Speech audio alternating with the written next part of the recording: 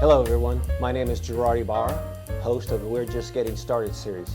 Today I have the pleasure of interviewing Chris Hanebeck.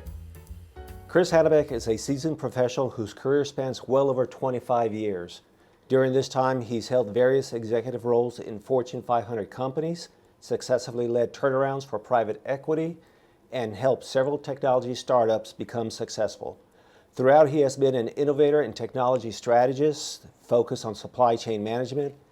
His vast expertise in business, leadership, technology, and supply chain allowed him to join several startup boards and provide advice to institutions such as the World Economic Forum. Currently, Chris is the founder and CEO of Truckl, a technology venture that provides highly innovative supply chain applications enabled by collaborative dashboard, sophisticated mobile applications, and blockchain. He and his team have created a new way for users to monitor and manage supply chain and transportation processes so that all parties in a supply chain have saved time and money. Truckl is the first collaborative supply chain platform that does not require APIs or EDI to function highly efficiently for collaboration. Chris also holds several patents on GPS, edge computing, IoT, and supply chain visibility, and has taught strategic management and supply chain for graduate and undergraduate students over close to 20 years. He is a sought-out presenter who regularly speaks at major businesses and technology conferences. It is for these reasons and more that we have the honor of selecting Chris Hanebeck as our first candidate to feature on our new upcoming series, We're Just Getting Started. The series is about entrepreneurs and some of the challenges they face along the way, and providing information that we can use immediately in our venture business. Welcome, Chris. Very, very impressive background there. Thank you, Gerard. I'm happy to be here. Well, we're happy to have you here. So tell us just a little bit about yourself, that things I might have missed. You didn't miss much. Thank you for the introduction. It was very good. In a nutshell, I've got about 25 plus years of experience in supply chain management. A decade in management consulting, a decade in technology startups, and almost a decade as an operator, and 2 decades of teaching. So based on what you're telling me here, you know what you're talking about, I guess. I know enough to be dangerous. Yes, thank you. Well, what I like to do is just keep this as informal as possible. I'm going to ask you some questions, and one of the first ones that comes to my mind is, what's the biggest challenge you face in a startup, and how did you overcome it? Yeah, that's a really, really good question, Gerard. I think every startup has its own challenges, and having been in half a dozen startups in my career, I know that they were all different. To give you an example, in Truckl, which is the company that I most recently started, our biggest challenge was really defining a new way for supply chain organizations to do something. Supply chains haven't changed for 4,500 years, really, and we went from horse carts and sailboats to trucks and ocean carriers, container ships, but that's about it. The practices and the processes haven't really changed. And so when we invented collaborative dashboard sharing, it was a real challenge because we knew we had to do something. We knew that the industry was fragmented and wasn't working together, and about 1 in every 3 transactions in ground transportation, for example, have problems, so-called exceptions. So we knew we had to do something about it, but we didn't know how. And so it took a lot of work and experimentation and a lot of patience, blood, sweat, and tears to come up with a solution that's inherently simple. And that was a real challenge. So operative word is patience, huh?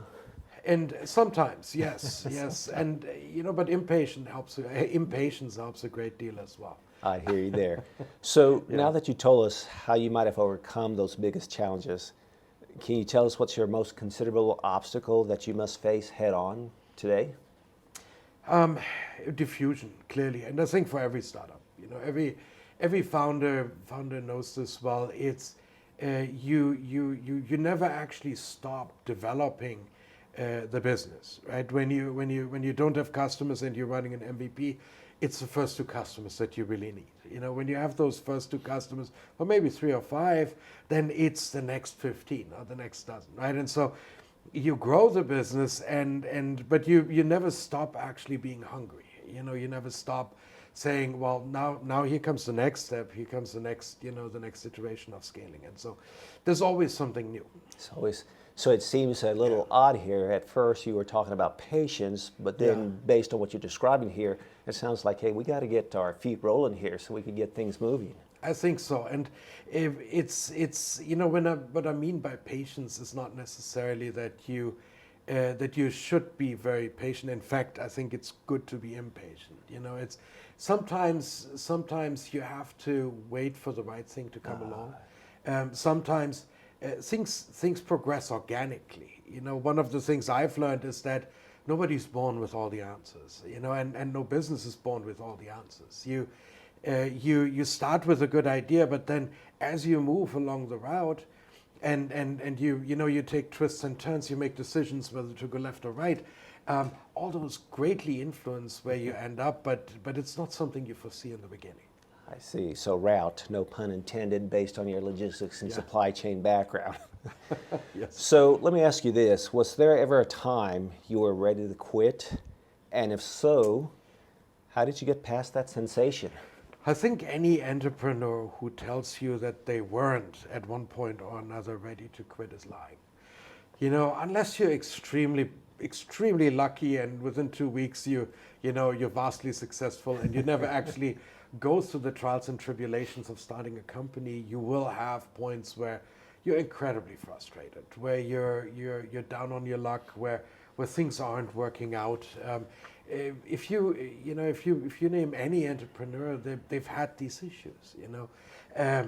Whether it's Bezos getting his first funding in, which was very difficult, right? And he basically couldn't convince VCs to fund Amazon, right? And he had to get friends and family funding, in $50,000 tranches, or whether it's Steve Jobs not finding a retailer that would sell the personal computer, right? And calling for days on end, and literally the only reason Apple came about was because he didn't stop calling. Yeah, so in a way, I think if you're an entrepreneur, you have to be cognizant that there are tremendous challenges, and you have to be comfortable with that. There's really high highs and there's really low lows, and if you're not comfortable with living through both, you're not going to be very successful. So when you were in that frame of mind, how did you get past it? What made you keep on pushing forward? That's a good question. For me personally, it's taking a long walk. Sometimes you just have to take yourself out of it, and as you know from your experience in decision making, obviously our minds do not stop to think about problems or issues or challenges just because we stop thinking about them. And we have great ideas in the shower because of it, or in the bathtub, or when we take walks. And so for me, what's important when I have a roadblock, or when I think, how am I going to go forward from here, it's to abstract it and to take myself back, take a moment to relax, and usually then there's a solution. There's always a solution. Always a solution. Yeah. So I guess I could go, again, I'm going back on the patience. Sometimes you have to be patient because things are not going to happen overnight. You can't, maybe a good way to say it is you can't force certain things. Can't force certain things. I like that. I don't think you need to be patient. In fact, it's good to be restless, right? If you're never going to be a good entrepreneur if you're not hungry. There you go. So that's really important. But once you have that, you have to be aware that sometimes things take time. Sometimes you stumble into a solution. You were halfway there. You plowed the path to get to it. But at the same time, sometimes you also just have to get lucky. I like that. So, if you don't mind, can you tell us something funny that you don't mind sharing about your experience as being an entrepreneur? Funny is, it's probably difficult. I don't think I had any, particularly comical experiences. Well, I was hoping for something comical here. Funny that you say that. Yeah. No, I think one thing that is really, really important is if you whatever you do, right, you have to have fun, right? Yeah. And you have to be really open to that, right? And you have to be open to things going wrong. And obviously, for me, one thing that is always comical is that when it rains, it pours. Either things are are progressing nicely, or all kinds of bad things come together. And that in a way is very comical. I've never had a day where one thing went wrong. It's either there's the first company that calls and says we can't do the project. Then there's somebody else who says we can't do that. Then there's somebody, it always comes in one piece, and that's always something eventually I end up sitting just back and laughing about it, and just saying, okay, but just bring it on, whatever else you have. So it's either all going right or it's all going wrong. Somehow. I wonder what are the chances of that. So here's a good one. Yeah. How did you go about making a decision to become an entrepreneur? So was this something you've always thought of, envisioned? What led you down that path? It's a very good question, and I think I've actually I've had my own business at various points in my career, and it's always been a different reason. But I think first of all, you at some point, at least in my experience, you experience a conviction. I wouldn't call it a calling or anything like that, but you have a conviction. When I started Truckl, it was that I realized the problems in the industry were so big that there was just this huge opportunity, and I didn't see anybody solving it. And in many ways, when we invented collaborative dashboards that do not require APIs or EDI for different partners in the supply chain to collaborate, when we did that, it was a very simple solution in the end, but it was in a way really, really surprising how we got to it. And we were surprised that nobody had ever done it before. That's my point. And so sometimes you have these situations where you realize, well, here's this big opportunity. There's the kind of, the tunnel between the defense, on the other side that you can run through, and you might make it to the goal line. But at other times it's been that I felt that there was just a need to do something, to provide services or provide software. Sometimes it just so happened, sometimes it was the most convenient thing to do. So it seems, and I'm just kind of doing a recheck here, but I guess from the beginning you've always wanted to be an entrepreneur, looking for some kind of solution for an organization or for people, whatever the case may be. Not necessarily wanted to be an entrepreneur. What I like about it is the freedom that it gives. The freedom. And the freedom to do what you want, to do it how you want, the ability to take full responsibility for your actions. Those are things that really fascinate me as a professional. But I also think that in many ways being an entrepreneur isn't very special. All of us are entrepreneurs, right? First of all, we run our own lives.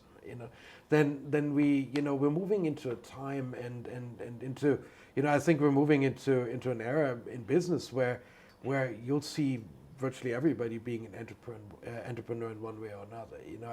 Instead of calling everybody employees, maybe call them me-ployees, right? Where, you do certain things on your own as well as work for somebody else. Good. So is there one key bit of information you would like to share with us who are or would like to be entrepreneurs, something that we could take back almost immediately?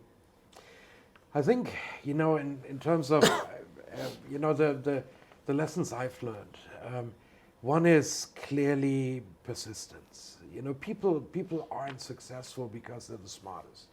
People aren't successful because they're the best looking or because they're the best at interacting with people.